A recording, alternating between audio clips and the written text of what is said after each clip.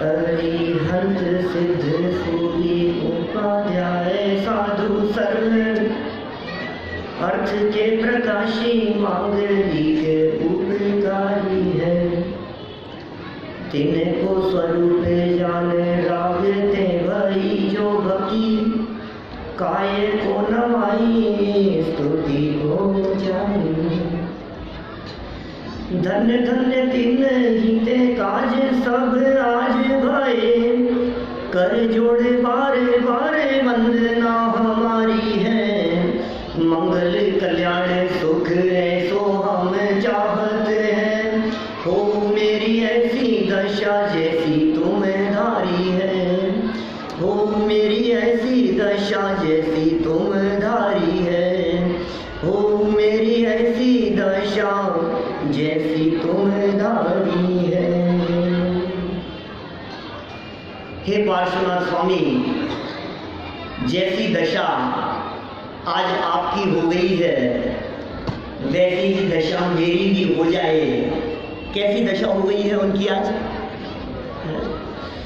One गमन हो गया, दीक्षा अंगीकार हो गया, घर बार परिग्रह का त्याग कर दिया। राजकुमार थे लेकिन राज्य अवस्था अंगीकार नहीं करी, विवाह नहीं किया, बाल ब्रह्मचारी रहे। और आयोजन क्या चल रहा था? जन्म दिवस का, जन्म दिवस का आयोजन। और वो जन्म दिवस पार्श्वनाथ स्वामी ने मनाया कैसे? दीक्षा लेकर। न केवल पार्श्वनाथ स्वामी, यदि आप 2400 तीर्थंकरों के जन्म और दीक्षा की तिथि को देखेंगे तो आप पाएंगे कि 24 में से 21 तीर्थंकरों ने जिस दिन जन्म हुआ उसी दिन दीक्षा ली है। माने हमारे तीर्थंकरों ने अपना जन्म दिवस दीक्षा लेकर के मनाया। और हम अपना जन्मदिन कैसे मनाते हैं? कैसे मनाया जाता है? ये मनुष्य जन्म संयम धारण करने के लिए मिला है। इस मनुष्य जन्म की सार्थकता संयम अंगीकार करने में है। मैं पूछता हूं आत्मार्थियों से, ऐसी सभाओं में तो लोग ये कहते हैं, पंडित जी देह छूटने के पहले पहले देह देवन में विराजमान भगवान आत्मा के दर्शन हो जाएं, बस यही लक्ष्य है हमारा। क्या लक्ष्य है भाई साहब? देह छूटने के पहले पहले देह देवन में विराजमान भगवान आत्मा के दर्शन हो जाएं, और क्या चाहिए? सुनो, छोटा लक्ष्य बड़ा अपराध है। आप सम्यक दर्शन का लक्ष्य बना रहे हैं, आपका लक्ष्य चौथा गुणस्थान है। जिनका लक्ष्य ही चौथा गुणस्थान है वे क्या मुनिव्रत अंगीकार करेंगे? अरे सम्यक दर्शन की प्राप्ति नरक के नारकियों को, सप्तम नरक के नारकी जीव सम्यक दर्शन की प्राप्ति कर लेवे। असंख्यात त्रियंच सम्यक दृष्टि, असंख्यात देवगति के जीव सम्यक दृष्टि। ये मनुष्य जन्म सम्यक दर्शन के लिए नहीं, संयम के लिए मिला है। ये संयम अंगीकार करने के लिए मिला है। संयम का यदि लक्ष्य हो, अभी कितनी सुंदर चर्चा चल रही थी, कैसे अंगीकार होगा वो संयम? राकेश जी वैसा ले रहे थे। मुनिव्रत किस तरह से अंगीकार करें? एवं पढ़नीय सिद्धे जिणवर वसे पुणो पुणो समय पढ़िवज्जतु सर्वण्णम। तो दुखों से मुक्त होना चाहता है क्या? तो मुनिव्रत अंगीकार कर। ये उपदेश आचार्य कुंद कुंद स्वामी दे रहे हैं। ये तीर्थंकरों का उपदेश है। सम्यक दर्शन नहीं, संयम अंगीकार करने का लक्ष्य होना चाहिए। बहुत सारी बातें आज इस दीक्षा के प्रसंग पर मुझे करनी है। कई बिंदु दिमाग में घूम रहे हैं।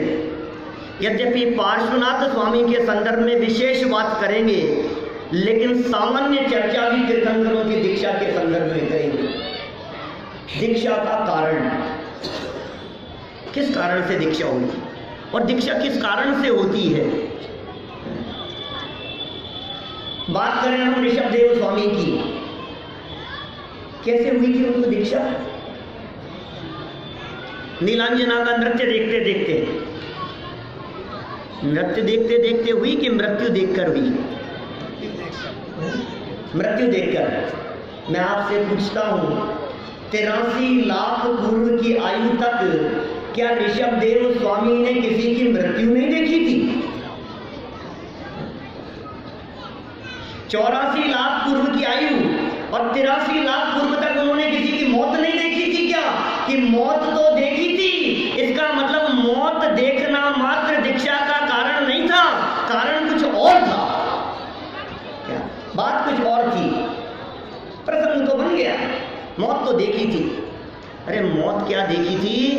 नीलांजना की मृत्यु होते ही सौधर्म इंद्र के द्वारा दूसरी एक नृत्य करने वाली नीलांजना जैसी ही डुप्लीकेट पेश कर दी गई। ऋषभदेव की निगाह से वो बात छिप नहीं सकी। मृत्यु तो देखी थी, लेकिन आज तो उन्होंने और कुछ देखा है। अकेली मौत नहीं, मौत के साथ साथ में आज उन्होंने देखी है जगत की स्वार्थ वृत्ति। जिस तरह से यहाँ पार्श्वनाथ स्वामी का जन्म दिवस मनाया जा रहा था आज 30 वर्ष की उम्र में, इसी तरह से ऋषभदेव स्वामी का भी वो जन्म दिवस मनाया जा रहा था। चैत्र कृष्ण नवमी का दिन, आज कौन सा दिन है?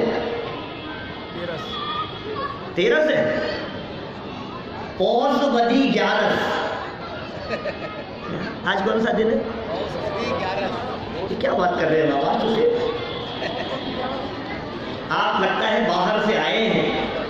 हम तो इस बनारस नगरी की बात कर रहे हैं जहां पार्श्व कुमार का जन्म हुआ। हम तो इस बनारस नगरी की बात कर रहे हैं जहां पार्श्व कुमार ने आज दीक्षा ली है।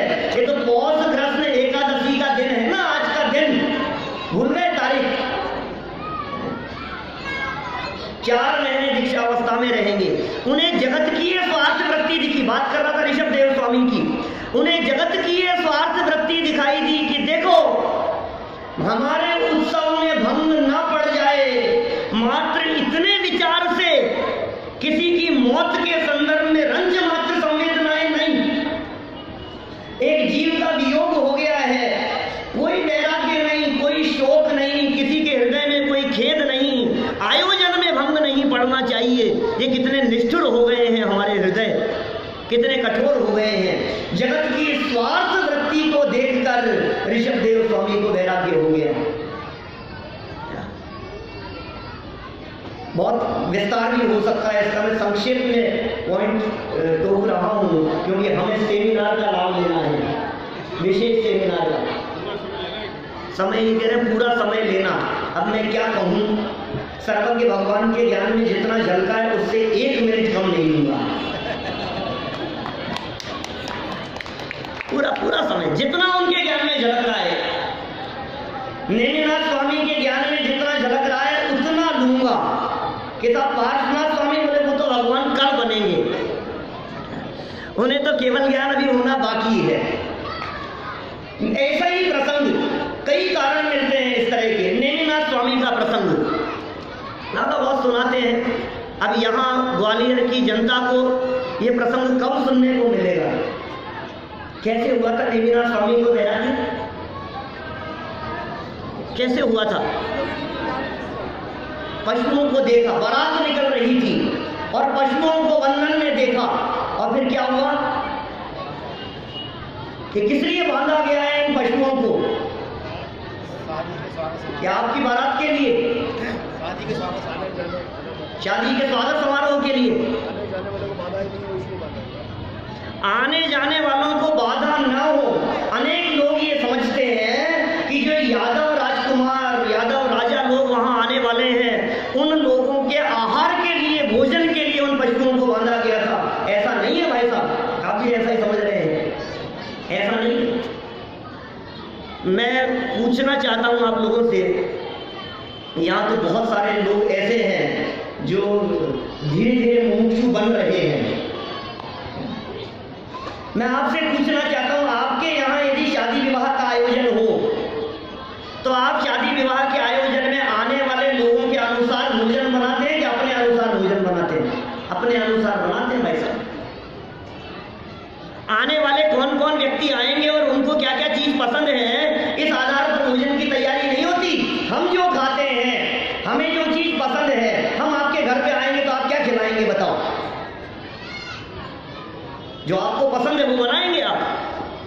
किस किस से पूछेंगे हम? और यदि 5-6 विद्वानों को बुलाया आपने तो फिर किस किस विद्वान के घर जाकर के पूछेंगे? बताओ किताब आपको क्या क्या पसंद है। बिल्कुल प्रैक्टिकल बात कह रहा हूं मैं। कहीं भी निमंत्रण हो, हमारे यहाँ यदि आप आएंगे तो आपको जमीकंद नहीं मिलेगा, द्विदल नहीं मिलेगा, अष्टमी चतुर्दशी है तो हरी नहीं मिलेगा, क्योंकि हम जैसा खाते हैं वैसा आपके लिए बनाएंगे। आप क्या कहना चाहते हैं? नेमिनाथ स्वामी की बारात में मांस भक्षण? आप ये बात कहकर के समाज को क्या कहना चाहते हैं? अन्य मतावलंबियों को क्या शिक्षा देना चाहते हैं कि यदि आप लोग हमारे यहाँ आएंगे तो हम आपको रात को भी खिलाएंगे, जमीकंद भी खिलाएंगे और शराब भी पिलाएंगे और मांस भी खिलाएंगे, क्योंकि हमारे तीर्थंकर नेमिनाथ स्वामी की बारात का स्वागत ऐसा हुआ था? क्या कहना चाहते हैं आप? नहीं भाई, ऐसा कैसे हो सकता है? जो जीव तीर्थंकर बनने वाले हैं, जिनके जन्म से इस बात का नक्की है, अरे गर्भ में आने से नक्की है, और गर्भ में आने के 6 महीने पहले से सारे नगर में रत्न बरसात हो रही है, यह नक्की है कि ये पात्र जीव तीर्थंकर बनने वाला है। उनके आयोजन में ऐसी गड़बड़ी कैसे हो सकती है? ये तो चलने वाली बात नहीं। और बात कहूं कि बारात तो दरवाजे पर आकर के खड़ी हो गई है और पशु अभी तक बंधे ही हैं। कैसी तैयारी है?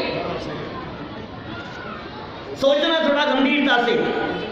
यदि उसके लिए भी हो, मांसा होता ही नहीं, संभव ही नहीं, वो असंभव बात है।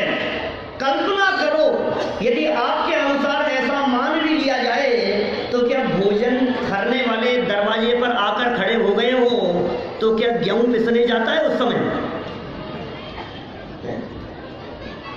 कि भोजन पकने की तैयारी होती है? तो फिर साहब बात तो ऐसी ही सुनी है हमने, शास्त्रों में तो इसी प्रकार की बात आती है। आप क्या बात कह रहे हो? ऐसी ही तो बातें शास्त्रों में सुनी है कि सुनो, पशु जरूर बंधन में थे, पशुओं को बांधा जरूर गया था, और नेमिनाथ स्वामी की बारात के लिए ही बांधा गया था। आगम का वचन तो इतना ही है, लेकिन चलती हुई बारात को बीच में व्यवधान न हो, इसलिए दोनों तरफ से आने जाने वाले पशुओं को गोधूली बेला के समय बल्लियां बांधकर रोक दिया गया था। क्या? और पशुओं के क्रंदन को देखा, दया सिंधु लहराए। वहां भी क्या दिखाई दिया उनको? पशु नहीं। ऐसा थोड़ी नहीं कि उन्होंने पशुओं को नहीं देखा था, ऐसा थोड़ी नहीं कि उन्होंने अपने जीवन में कभी पशुओं को बंधन में नहीं देखा था। बात तो कुछ और थी, और वो और बात क्या थी? बात ये थी जगत के जीवों की स्वार्थ वृत्ति। हमारी बारात के लिए, हमारे गमन करने के लिए, मनुष्य गति के जीवों को गमन करने में किसी तरह का कोई व्यवधान न हो, इसलिए पशुओं को रोक दिया गया। एक ऐसी स्वार्थ वृत्ति है जगत की, जगत के जीवों की स्वार्थ वृत्ति को देखकर उन्हें वैराग्य हो गया। पार्श्वनाथ स्वामी को कैसे हुआ? अनेक तीर्थंकरों के वैराग्य के प्रसंग आते हैं, और उसमें बात आती है जाति स्मरण ज्ञान, बहुत प्रमुख कारण है। पिछले बहुत दिखाई देने लगते हैं। कई लोग पूछते हैं ये जाति स्मरण कौन सा ज्ञान है? केवल ज्ञान है कि अवधि ज्ञान है? ये मति श्रुत ज्ञान है, जाति स्मरण ज्ञान। यद्यपि पार्श्व कुमार जन्म से मति ज्ञान, श्रुत ज्ञान और अवधि ज्ञान के धारी थे, और दीक्षा लेते ही 4 ज्ञान के धारी हो जाएंगे। अभी मने पर यह ज्ञान भी हो जाएगा, मति श्रुत अवधि और मने पर यह ज्ञान के धारी हो जाएंगे। अभी दीक्षा का प्रसंग शुरू हुआ है। बहुत मार्मिक घटना की तरफ आपका ध्यान आकर्षित करना चाहता हूं। दीक्षा कल्याण का प्रसंग सुबह देखा आपने सभी ये दृश्य। लोकांतिक देव आ गए स्वर्ग से, गर्भ कल्याण के अवसर पे नहीं आते, जन्म कल्याण के प्रसंग पर नहीं आते। अरे आगे केवल ज्ञान और मोक्ष में भी आएंगे नहीं आएंगे उसका कोई ठिकाना नहीं है। सिर्फ दीक्षा कल्याण के प्रसंग पर वैराग्य की अनुमोदना करने के लिए लोकांतिक देव स्वर्ग से आ जाते हैं। अनुमोदना अनुमोदना अनुमोदना, ध्यान देना। 50 बार बोला गया था सुबह ये शब्द। इतने बच्चे थे ना सब। हम पार्श्व कुमार के वैराग्य की अनुमोदना करते हैं, हम इनके वैराग्य की अनुमोदना करते हैं। क्यों साहब, क्या जरूरत है उनके वैराग्य की अनुमोदना करने की? सोचना जरा गंभीरता से। मैं जब इस मैटर पर विचार करता हूँ, सोचता हूँ, तो मैं पाता हूँ, देखो तीर्थंकर जैसे जीवों के परिणाम जब दीक्षा लेने के हुए तो उनके परिणाम विचलित ना हो जाए, होंगे ही नहीं, नो डाउट लेकिन परिणामों का क्या भरोसा। मानो इस प्रसंग के माध्यम से साहित्यकार, ग्रंथकार, आचार्य ये संदेश देना चाहते हैं जगत के जीवों को कि तुम्हारे हृदय में यदि कोई त्याग का, वैराग्य का, संयम का, नियम लेने का यदि किसी भी तरह का कोई परिणाम आ जाए तो वो परिणाम तुरंत उस परिणाम के अनुसार काम कर लेना, क्योंकि ये परिणाम ज्यादा लंबे समय तक टिकेगा इस बात की गारंटी नहीं है। जैसा आप नहीं टिका तो अरे टिकाने के लिए ही तो अनुमोदना है क्या। मैं कहता हूं ऐसी सभाओं में बहुत सारे लोग जो आज पहली बार आए हों, अनेक लोग जो इस तरह के आयोजन सुनने के लिए पहली बार आए, बहुत से लोग ऐसे होंगे इस विशाल सभा में जो प्रवचन ही पहली बार सुना होगा जिन्होंने अपनी लाइफ में। क्या हमारी ये जिम्मेदारी नहीं है क्या उनके कंधे पर हाथ रख करके बात कहें, आज आपको शास्त्र सभा में बैठा देखकर मजा आ गया। हमारी ये अनुमोदना उसके कितना काम आएगी आप सोचिए जरा। 10 साल का बच्चा रात्रि भोजन का त्याग कर दिया, यहां तो प्रवचन सुनकर के, पाठशाला में पढ़ करके रात्रि भोजन का त्याग करके निकल गया। देखना आस पड़ोस में ऐसे दृश्य दिखेंगे आपको। जब घर से बाहर निकलता है तो चारों तरफ उसकी बुआ, मामा, चाचा, आस पड़ोस वाले, अरे यार ये कोई उम्र है क्या, ये कोई उम्र है क्या, अभी से ही तुम्हारे माँ बाप को कहेंगे, बच्चे को कहेंगे। हो सकता है उसके परिणाम शिथिल होने लग जाए। कहीं मैंने रात्रि भोजन छोड़ करके गलती तो नहीं कर दी, मैं कहीं गलती पर तो नहीं हूँ। अरे यार मैंने भी क्या नियम ले लिया, खा ही लेना चाहिए रात को। सुनो, उसके शिथिल होते हुए परिणामों के काल में आपके द्वारा अनुमोदना का कहा गया एक वाक्य वो उसको दृढ़ता प्रदान करेगा, उसे संबल प्रदान करेगा, उसे अपने नियम को दृढ़ता से पालन करने के लिए प्रोत्साहित करेगा। ये किसकी जवाबदारी है? ये प्रसंग दिखा रहा है हमारे को।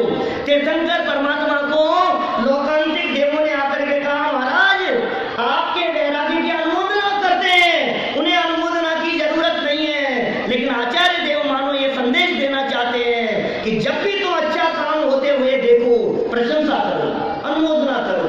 बहुत अच्छा, शाबाश बेटा, प्रवचन सुनने के लिए, अरे इतना सा बच्चा, शाबाश, बहुत अच्छा, रोजाना आना बेटा, रोज सुनना, यही मार्ग है, बहुत अच्छा, तुम्हें देख करके बहुत प्रसन्नता हुई।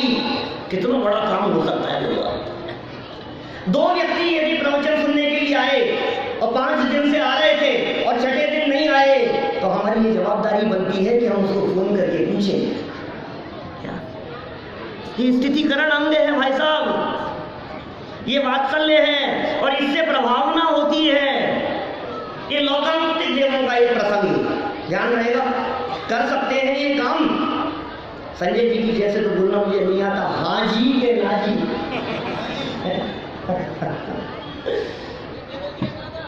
हो सकता है, कठिन तो नहीं है ना काम। अच्छा, आज यदि हमारे किसी भी कार्य की कोई व्यक्ति प्रशंसा करता है तो हमें कैसा लगता है बताओ। मैं हर व्यक्ति की प्रशंसा की बात कर रहा हूं। जहां आपने अच्छा काम होते हुए देखा, अरे हर व्यक्ति को जरूरत है प्रशंसा की। ये परिणाम बदलते देर नहीं लगती, क्षण क्षण में परिणाम बदल जाते हैं, एक क्षण में परिणाम बदल जाते हैं। दान दिया किसी व्यक्ति ने, यहाँ आकर के घोषणा हुई उनकी, आपके यदि परिचित है तो आप उनसे जाकर कहते हैं, भाई साहब आज आपकी घोषणा सुनकर के मजा आ गया। देखो बल मिलता है उसको। 4 परिवार के लोग मिलकर के ये तो कहेंगे ज्यादा दे दिया यार तुमने, फिर उसे भी लगने लगता है, तो परिणाम बिगड़ जाते हैं। संभावना परिणामों स्थितिकरण कितनी जरूरत है। बहुत अच्छा, हर काम के आयोजकों की प्रशंसा करो, काम करने वालों की प्रशंसा करो। एक पुस्तक भी यदि कोई व्यक्ति कर्मचारी वहां से यहाँ उठा करके ला करके रखता है तो प्रशंसा करो, यार काम बहुत अच्छा करते हो, उसे और अच्छा करने की प्रेरणा मिलेगी। समझ में आ रही है बात? ये जो मुन्ना भाई बनी ना, ये यहां से निकले ये सूत्र, ये सारे सूत्र यहां से निकलेंगे। ये जिनागम के रहस्य हैं। ये मोटिवेशनल स्पीच जो देने वाले हैं ना अभी, क्या बारेली जी, एसपी बारेली, ये सारी बूंद बुंदा चेहरे की गाथाओं में मैं निकाल करके दिखा सकता हूँ आपको ये सारी बातें। ये रहस्य निकलते हैं यहाँ से। एक प्रसंग हो गया लोकांतिक देवों का। दूसरा प्रसंग, आगे बढ़े, स्वर्ग से पालकी ले आए, देवों और मानवों में चर्चा चल रही है। पालकी उठाने का हमें अधिकार है। कौन उठाएगा पालकी, कौन उठाएगा पालकी?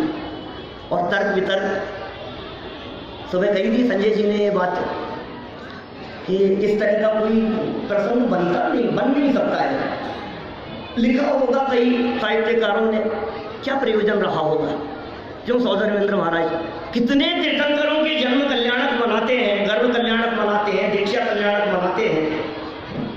अरे गर्भ और जन्म कल्याणक जितने तीर्थंकरों के बनते हैं उससे कई गुना ज्यादा तीर्थंकरों के दीक्षा कल्याणक मनाता है। जितने भी जीव तीर्थंकर बनते हैं उनके गर्भ और जन्म कल्याणक मनाए जाए इस बात की गारंटी नहीं है, लेकिन दीक्षा कल्याणक तो प्रत्येक तीर्थंकर का बनता है। दीक्षा के बाद भी हो सकता है, कदाचित दीक्षा के बाद तीर्थंकर प्रकृति बने तो ज्ञान और मोक्ष कल्याणक, लेकिन दीक्षा कल्याणक बहुत तीर्थंकरों का मनाया जाता है ना। तो आपने क्या ये विवाद नहीं देखा? क्या आपको पता नहीं है कि मनुष्य ये बात कहेंगे कि हमारे साथ में दीक्षा ले लो? अरे बात तो यह बतानी है भाई साहब कि संयम कितना महत्वपूर्ण है। कीमत तो ये बतलानी है संयम की कितनी महिमा है। मुझे एक प्रसंग याद आता है, भगवान महावीर स्वामी का समूह शरण जब विपुलाचल पर्वत पर पहुंचा तो वहां जो पास में एक राजा राज्य करता था, चित्त बहुत प्रसन्न हो गया। बोले भगवान महावीर स्वामी का समूह शरण आया है, समूह शरण आया है। चारों तरफ के लोग भगवान की वाणी सुनने के लिए यहां आएंगे। किस बात के लिए प्रसन्न था? सुनने के लिए नहीं, मन में खोट था। मन में उसके ये परिणाम चल रहा था कि अरे ऐसा प्रसंग, इतना बड़ा आयोजन, इससे ज्यादा बढ़िया आयोजन और क्या होगा अपने वैभव के प्रदर्शन के लिए। खजाने खोलेंगे, वैभव को निकालेंगे, सारे लवाजमे के साथ में, सारे वैभव के साथ में जब हम समूह शरण में जाएंगे तो हमारे यहाँ के सारे नगरवासी देखेंगे कि हम भी कुछ हैं। नहीं होता है ऐसा, ऐसे बड़े बड़े आयोजनों में इस तरह का नहीं होता है। यहाँ का तो पता नहीं, लेकिन हमारे यहाँ जयपुर में तो 10 लक्षण पर्व के दिनों में, धूपदशमी के दिन, अनंत चतुर्दशी के दिन नौकर खुलते हैं। कब दिखाएंगे? समाज के बीच में कब जाएंगे? लोगों को कब दिखाएंगे? ऐसा ही परिणाम उस राजा के मन में आ गया। देखो देखो, साक्षात तीर्थंकर परमात्मा की दिव्य ध्वनि सुनने के उज्जवल परिणामों को छोड़कर कैसा खोटा भाव उसके मन में आ गया। और सारा लवाजमा निकालकर, हाथी घोड़े रथ और बग्गियां सजाकर, और वो तीर्थंकर की दिव्य ध्वनि की तरफ जहां समूह शरण लगा था उस तरफ विहार करने लगा, गमन करने लगा। सौधर्मेंद्र महाराज को उसके इन परिणामों को पकड़ते हुए देर नहीं लगी।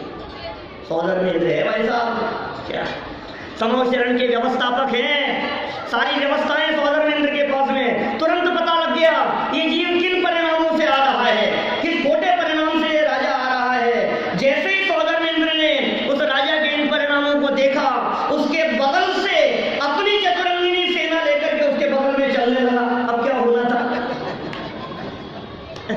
सारा का सारा वैभव पीका पड़ गया। सौधर्मेंद्र महाराज निकल रहे हो ऐरावत हाथी को लेकर के, और बगल में सारे ऐसे वैभव के साथ में सारा का सारा वैभव फीका पड़ गया, परास्त हो गया वो अभिमान में, सारा अभिमान चूर चूर हो गया उसका। अरे रे, मैं कहाँ भगवान की दिव्य ध्वनि को छोड़कर कहाँ अभिमान के परिणामों में लग गया भगवान महावीर स्वामी के समूह शरण में। और समूह शरण में जाकर भगवान महावीर स्वामी के दिव्य उपदेश को सुना, और उपदेश को सुनकर उसने सौधर्मेंद्र को ललकारा कि हे सौधर्मेंद्र, तूने मुझे मान में परास्त कर दिया, तूने मुझे वैभव में परास्त कर दिया, तूने मेरे अभिमान को चूर चूर कर दिया, लेकिन आज मैं भगवान महावीर स्वामी के समूह शरण में जैनेश्वरी दीक्षा अंगीकार करने जा रहा हूं। बोल क्या कहना है? पैरों में आकर के पड़ गया सौधर्मेंद्र, सारा वैभव ले लो, आपके इस संयम के वैभव के आगे हमारा ये सारा का सारा वैभव क्या पड़ेगा?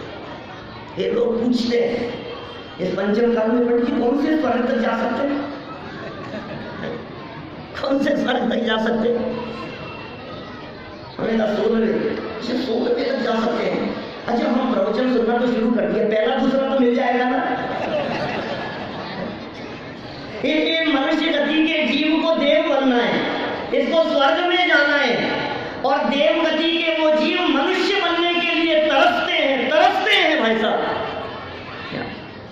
आपको पता है असंख्यात भव देव पर्याय के मिले तो एक भव मनुष्य का मिलता है।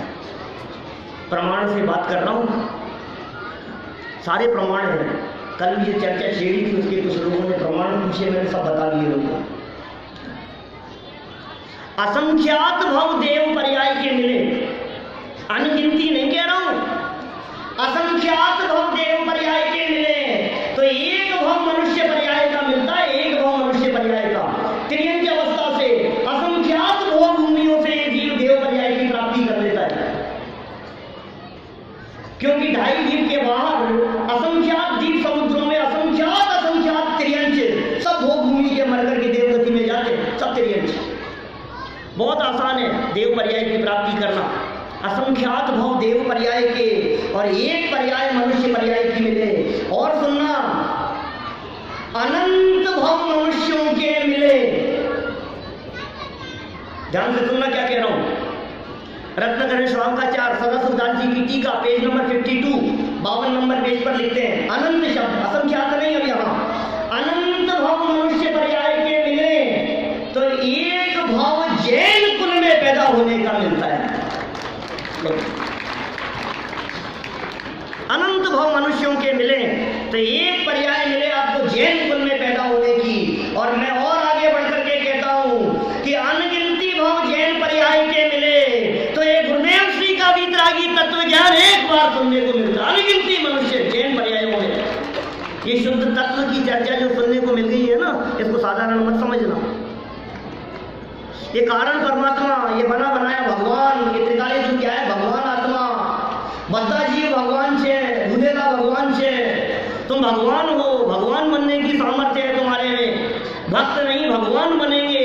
ये चर्चाएं सुनने का अवसर यदि मिल गया है तो ये जैन कुल में जन्म लेकर के भी महाभाग्यशाली हैं आप, जो आपको एक चर्चा सुनने का अवसर मिल गया। ये चांस नहीं मिलता है भाई साहब, ये साधारण नहीं है। ये जनवाणी की चर्चाएं, वेद विज्ञान की चर्चाएं, ये पुण्य और पाप दोनों समान है। ये तीर्थंकर कर्म प्रकृति भी आश्रम का कारण है, ये बंद है। ये चर्चाएं कान में सुनने को नहीं मिले। बोलो, अनगिनती जैन कुल में जन्म ले लो, अनगिनती पर्याय, महान महान दुर्लभता से ये मनुष्य पर्याय की प्राप्ति हुई है। आप क्या समझ रहे हैं? तो किस लिए मिली है ये मनुष्य पर्याय? किताब तो हमें तो मिल गया, हम तो कितने भाग्यशाली हैं। अरे ये मनुष्य पर्याय की प्राप्ति संयम अंगीकार करने के लिए मिली है बाबू, संयम अंगीकार करने के लिए। गुणस्थान 6वां 7वां हो, प्रचुर स्वसंवेदन हो। कितने लोगों ने दीक्षा ली, बार बार संजय जी कह रहे थे, कितने लोगों ने दीक्षा ली पार्श्व कुमार के साथ में? आगम ये कहता है 36 लोगों ने उनके साथ में दीक्षा ली थी, पार्श्व कुमार के साथ में दीक्षा। दीक्षा लेते ही क्या होगा, आप मौन हो गए। साहब आप कह तो रहे हो ये सारी बातें, दीक्षा की बात कर रहे हो, संयम की बात कर रहे हो, लेकिन आसान थोड़ी ना ये सब छोड़ देना, मजाक का काम थोड़ी ना। आपने क्या किया, ऐसे ही छोड़ करके चले जाए, वन में चले जाए, जंगल में चले जाए, इतना आसान है कपड़े उतरना? मंच पर बैठ करके, माइक के सामने बैठ करके बोलो और कपड़े उतार करके दीक्षा लो, जमीन आसमान का अंतर है, आसान काम नहीं है। छोड़ करके निकल जाना, ऐसे नहीं छूटता है घर। सुनो, हमने कब कहा घर छोड़ने की? अरे घर में रहते रहते सुनो तो सही, घर छोड़ने का नाम दीक्षा नहीं है, घर में आ जाने का नाम दीक्षा है।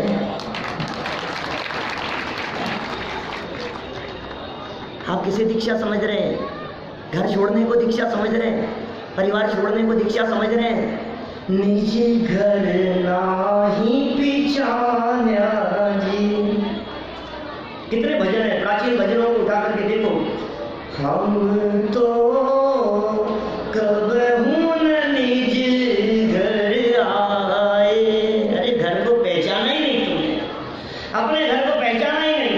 इस चूने मिट्टी के घर को अपना घर समझता है, ये तेरा घर नहीं है। तेरे से पहले अनगिनती लोग इसको अपना अपना अपना अपना कहते हुए चले गए। धर्मशाला में रहता है और इसे कहता है अपना है। तेरे पहले कोई और रहता था, उसके पहले कोई और रहता था, उसके पहले कोई और रहता था, और सब अपना अपना कहते हुए चले गए। वो संजय जी ने कहा था ना, राजा पर कौन हंसता है? ये धरती हंसती है, ये राजा पर।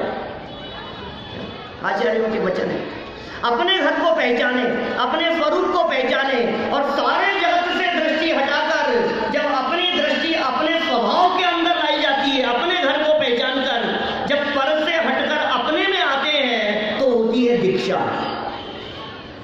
सम्यक दर्शन के बिना दीक्षा नहीं, पंच गुणस्थान के बिना नहीं, आत्मानुभूति के बिना नहीं, शुद्धोपयोग के बिना नहीं। क्या खाते होंगे मनराज? अरे क्या खाते होंगे, क्या बात करते हो आप खाने पीने के लिए? ये कमजोर लोगों की बात है। जो थोड़े बहुत कमजोर होते हैं उन्हें यदि ये कह दिया जाए ठंड लगेगी तो क्या होगा, भूख प्यास लगेगी तो क्या होगा, निरंतर आय भोजन नहीं मिलेगा तो क्या करोगे? वो कमजोर लोग घबरा जाते हैं। कौन घबराएंगे? जिन्हें लगेगा हाँ सही बात है, प्रतिज्ञा नहीं मिलेगी तो क्या होगा, विधि नहीं मिलेगी तो क्या होगा, भोजन नहीं मिलेगा तो क्या होगा, भूखे कैसे रहूंगा, मेरे से तो भूखी बर्दाश्त नहीं होती। मुनिराज कभी भूखे नहीं रहते। पार्थ कुमार ने कितने समय के उपवास किए? ऋषभदेव स्वामी का कितने समय का उपवास था? ग्रंथ तो ये कह रहे हैं 6 महीने, तो उठे नहीं। और 6 महीने बाद रोजाना चक्कर लगाते थे। क्यों सर? 7 महीने और 9 दिन तक रोजाना चक्कर लगाते थे, तो कितने उपवास हो गए कि 13 महीने और 9 दिन निराहारी रहे। कि सुनो, अंतर में अतीन्द्रिय आनंद का रसास्वादन क्षण में कर रहे हैं क्या? दृष्टि अंतरोन्मुख होती है और अतीन्द्रिय आनंद रस से सराबोर हो जाती है। तुम कहां बाहरी भोजन की बात कर रहे हो? वे तो निराहारी रहते ही नहीं है, आत्मा के अतीन्द्रिय आनंद रस को चखते हैं। इस जड़ भोजन को तो ये जीव कभी नहीं करता। गृहस्थी में रहते थे तो भी नहीं करते थे, और गृहस्थी को छोड़ करके मुनि बन गए तब भी नहीं करते हैं। इस जड़ वैभव से, जड़ भोजन से, इनसे तो वे अछूते ही हैं, सदा काल अछूते हैं, इसकी तमन्ना नहीं रखते। और एक बात कहूँ, मार्मिक बात, ऋषभदेव स्वामी की बात यदि मैं करूँ आपके बीच में, तो 4 ज्ञान के धारी हुए थे ना, 6 महीने तक तो उठे नहीं, चलो कोई बात नहीं। अब बाकी के 7 महीने 9 दिन रोजाना नगर में चक्कर लगा रहे हैं, रोज चक्कर लगा रहे हैं, विधि नहीं मिल रही है, लौट करके आ गए। दूसरे दिन फिर उठे, विधि नहीं मिली, लौट करके आ गए। तीसरे दिन फिर उठे, विधि नहीं मिली, लौट करके आ गए। कितने समय लगभग 200 दिन, 200-225 दिन रोजाना जा रहे हैं। अवधि ज्ञान के धारी है, दीक्षा लेके मने पर ये ज्ञान भी हो गया है, 4 ज्ञान के धारी हो गए हैं। कितना सिंपल सा उपाय था। आपके हमारे पास में आकर के पूछ लेते तो हम कहते महाराज आपके पास तो अवधि ज्ञान है, मने पर ये ज्ञान है, 1 सेकंड में लगाओ, कब होगा? अच्छा अक्षय तृतीया श्रेयांश के यहाँ उस दिन, चलो उसी दिन उठेंगे। क्यों नहीं भाई साहब? इस भोजन के लिए बाहर में आहार मिले तो मिले और ना मिले तो न मिले, इस बाहरी भोजन के लिए रिद्धियों का प्रयोग मुनिराज को बर्दाश्त नहीं होगा। तो होगा, नहीं होगा तो नहीं होगा। यहाँ तो गजब के काम होने वाले हैं। कितने समय तक दीक्षा अवस्था में रहे हैं पार्थ कुमार? कितने समय तक रहे हैं? खबर है क्या किसी को? कुछ थोड़ी सी। पार्श्वनाथ स्वामी का जीवन चरित्र चल रहा है यहाँ पिछले 4 दिन से। हम कहाँ बैठे हैं? कोई व्यक्ति यदि यहाँ से निकलने के बाद आपसे पूछे कि पार्श्वनाथ स्वामी कितने समय तक दीक्षित रहे, तो क्या जवाब दोगे? 12-15 घंटे। दीक्षा लेने के बाद और केवल ज्ञान में कितना समय का अंतराल था? 4 माह का। 30 वर्ष की उम्र में उन्होंने दीक्षा ली और 30 वर्ष की उम्र में दीक्षा लेने के बाद सिर्फ 4 महीने उनका दीक्षा का काल रहा और 4 महीने बाद वो कमठ उपसर्ग कर रहा है। मुनि अवस्था है, ज्ञान अवस्था के अंदर बैठे हुए हैं, कमठ उपसर्ग कर रहा है। और क्या हो रहा है? बाहर से पत्थर बरस रहे हैं और अंदर में मानो कर्म फट रहे हैं। कैसी स्थिति हो रही है? क्या किया भाई साहब? विरोध नहीं किया होगा। कैसा स्वरूप है? हम क्या करते हैं हमारा विरोध करने? क्या बतला रहा है वो प्रसंग? सोचना जरा, वो प्रसंग क्या बतला रहा है? वो प्रसंग जगत के जीवों को क्या शिक्षा दे रहा है?